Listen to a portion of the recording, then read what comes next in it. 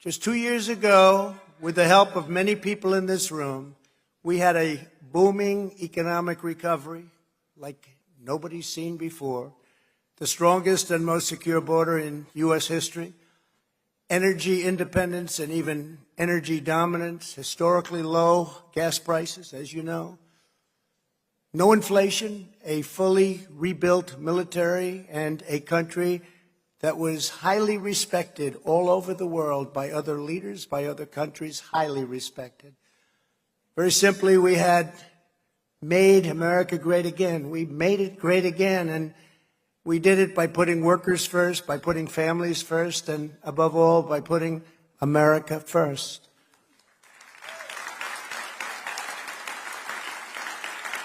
But now our country has been brought to its knees, literally brought to its knees, and who would have thought this could happen? Inflation is the highest in 49 years, 9.1%, and a lot of people think it's much higher than that. Gas prices have reached the highest in the history of our country. We have become a beggar nation, groveling to other countries for energy. Millions of illegal aliens are stampeding across our wide open borders, pouring into our country. It's an invasion. Democrat-run cities are setting all-time murder records. Our country is being dealt one historic humiliation after another on the world stage. And at home, our most basic rights and liberties are totally under siege. The American dream is being torn to shreds, and we will not have a country left if this economic, social, and attack on civilization itself is not quickly reversed. All the time, and I find it fun. If I didn't find it fun, I wouldn't be successful, whether it was real estate or in showbiz. I had a lot of different careers, but I loved real estate so much, and I was very successful at real estate because I loved it. I learned a lot from my father because I watched him work. He worked he was a workaholic. He loved to work. He's a good man. He was a tough guy, tough as hell, actually. Now that I think back, I don't know if you could even get away with that nowadays. He was tough.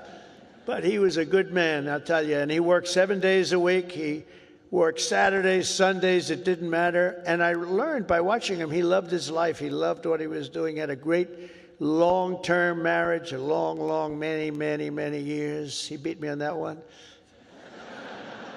Now, mine are very successful, but they haven't lasted quite as long. It was close to 70 years. That was a long time. I said, Pop, you beat me on that one.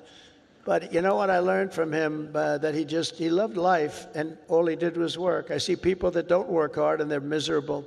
So go out and find. But he loved what he was doing, and you have to find something that you love, and you have to follow your own instincts. Listen to your parents. They're very wise, but you have to follow your instincts and your heart, your soul, and you want to be the very best you can be. Treat every day like a home game against Auburn. Fight like hell, and enjoy doing it, and your coach can tell you all about that. Third thing is to think big.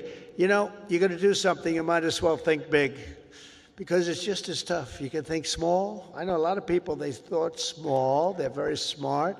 I know others that weren't nearly as smart, but they had a better picture of the big picture, because it's just as hard to solve a small problem as a big problem, and it's just as much energy and everything else, except the result is going to be a smaller one. So love what you do, but think big if it's possible. Now, if it's not possible, that's okay too. You do something, you have to do something that you love. You will have all the same headaches and challenges, all the same delays and setbacks, so you might as well do something that's just amazing. America doesn't aim small, Alabama doesn't aim small, and neither do you. So think big when possible, think big. Fourth is work hard. Work hard. Never, ever stop. An example is a great athlete, actually, Gary Player, golfer, great golfer. He was Dylan Southern, who's the director and also the writer. I mean, he's the visionary behind this film adaptation of the book. And he, in the audition process, they were the only ones he really wanted. And when I went in to do a test with them, I came out and I'm scared. I'm actually scared. It was so dangerous. They're not actors. They're untrained. They're two 7-year-old and they're brothers. They're twins. The purity of their vulnerability was the scary thing. No, just the fact that they are children, mental and out of control. Yeah, no. You know, they were fighting each other. They were throwing insults at me. They were tearing around the room. Oh wow! But they are extraordinary. And they really are. Richard, who's the slightly older one by seconds to Henry, is sort of preternaturally old soul. He looks older, even though they are seconds apart in birth. And there were two moments that I remember very chiefly for how we kind of got through it and can't quite believe we did it. One moment when I'm telling them their mothers died, and Richard just found it unbelievably funny from the first moment I've made. He just came towards me. You're on the critic. And then, you know, eventually he got into it, and I said, I think, you know, because you're upset, you might want to just sort of allow me to just cuddle. I think we should have a huddle here. I think this is a kind of a cuddle moment. He went, no. No, I don't like cuddles. I don't like cuddles. Well, can we just this once? He did it, and during the take, he whispered in my ear like this. He was like, "You owe me big time."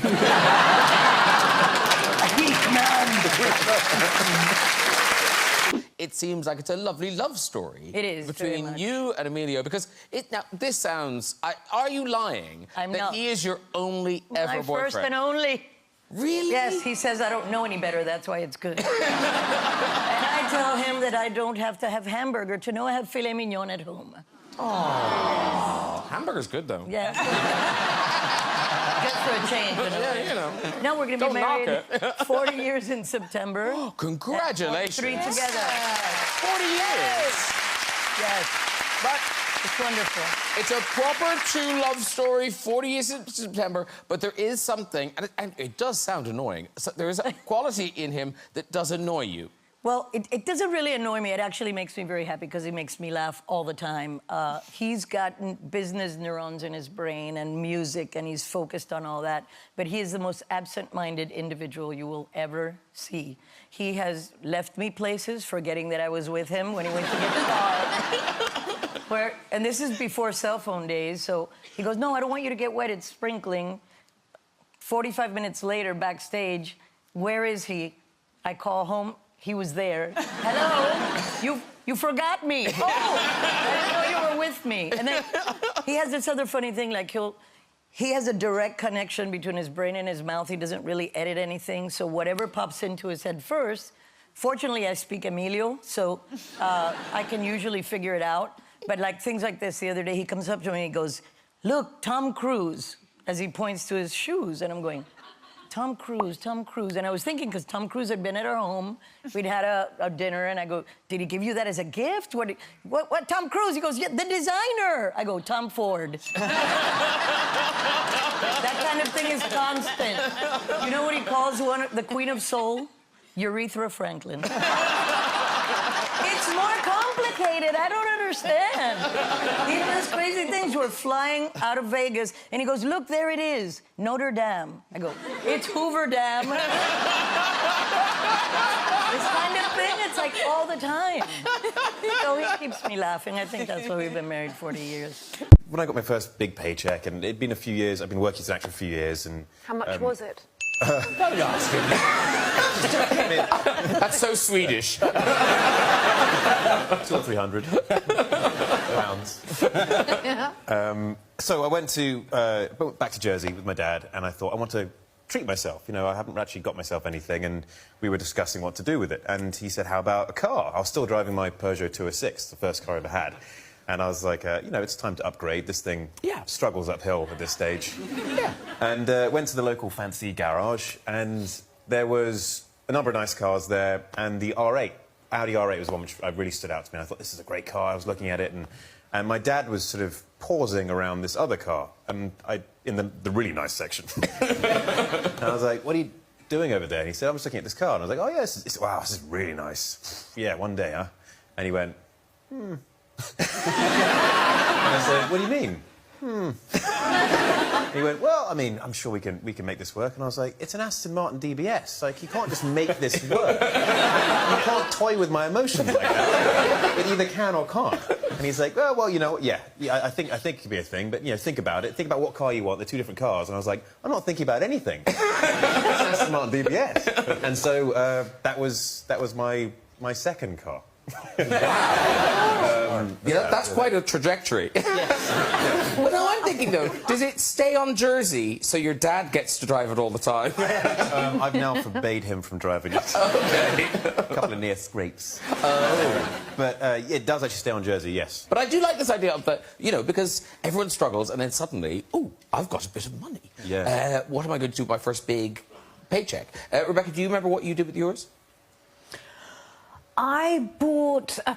God, I wish it was something more cool. I bought a pair of Dior sunglasses and then they got stolen the day after, but they left the case. I bought an Aston Martin, I bought some sunglasses. But they were really nice.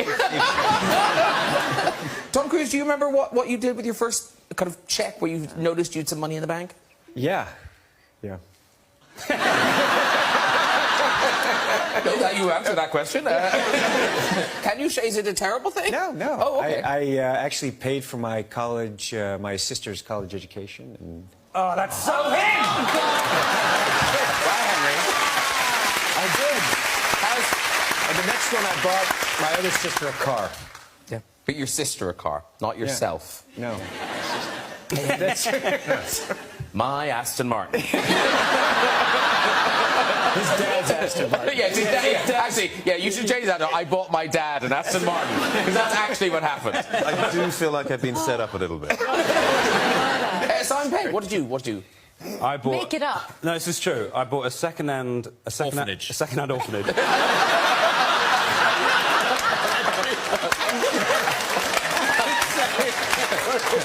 I kicked all those little out. Aston Martin now. I bought a second-hand Mazda MX-5 with my Switch card. It was my first paycheck for Big Train, which was a sketch show on BBC Two, and I bought a car with my Switch card, which was like a little debit card. Yeah. You remember that? See, I thought you'd have bought something kind of more nerd, like a Death Star made of Lego or something. That seemed to be where you'd go I did once shopping. buy a Darth Vader helmet, which cost more, but that was slightly later. In your book, you tell a story of young love. I think you were on your honeymoon in Europe. Yes. And you were on you were driving but on a train. We went to our travel agent to talk about this. We were mid-30s when we got married, and we knew that we wanted to start a family. So this was like it. We wanted this honeymoon to be really spectacular. Spent 5 weeks in Europe, and it was all over. So we started in Switzerland. We were going to rent a car and then go to Italy. And the travel agent says, oh, by the way, instead of driving around the Alps up and over, you take a train. It's a flatbed car. It takes 3 cars, bumper to bumper, on a flatbed car. And then they put, and then you go through the Alps. By the way, he says, wink, wink, there are 3 tunnels. The first tunnel is about 5 minutes. The second tunnel is about 8 to 10 minutes. The third tunnel is 50 minutes long. Oh. If you're a honeymooner, and I said, say no more. I'll give you the whole thing. So I told my wife, and she exhaled and said, okay. We're on the train. There's a van in front of us with a bunch of Italian families in front. And behind us, I mean, as close as you are, I can see the people behind us. 2 Italian couples. And so we start going, and we go into and it's a massive experience, emotionally and physically. And the wind is whipping through, and it's pitch dark. You cannot see anything. Wow. And it's fascinating. And we come out of the tunnel into the station, and I say to Robin, that's one. We go up, we start again, we go through the second. Pitch dark, can't see anything. We come out of it, that's two. And she was like, oh, God. Start the third tunnel, wait till it's absolutely pitch dark. Here we go.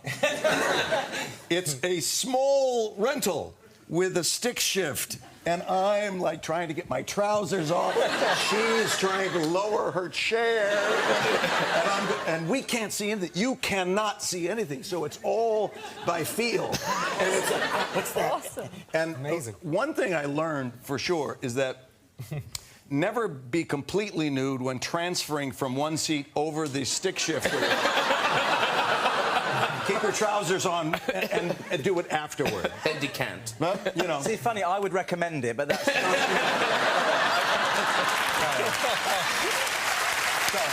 to interrupt. No, hold on. So we are in flagrante, as they say, and I don't know where to put my hands or something, and my wife is just, come on, just, you know. Now, what's happening is that my eyes are adjusting. I can see her profile. She's a beautiful woman. I love her with all my heart. And I can see her, and it's her pretty face, and it's great. And I think the eyes are getting... No, the eyes aren't getting used to total pitch black. What happened is that we were coming to a station. And we came... Boom! Sunlight, everything. Now imagine I'm like this, right, on top of my... And I can see the two couples, the Italian couples in the car behind us with their wine. And they're going, "Oh, signore, conoscione magari." And the women are going, stop it, stop it. And my wife says those three words to you, who every husband wants to hear. Get off me. So I get off, the Italian family, the grandmother's turning the heads of the children, and I'm struggling to put my trousers back on. And I never found out, we never found out, if this was a gag, if this travel agent did this on purpose, knew all along it wasn't 50 minutes, it was more like 15. 15 minutes, though, man. 15.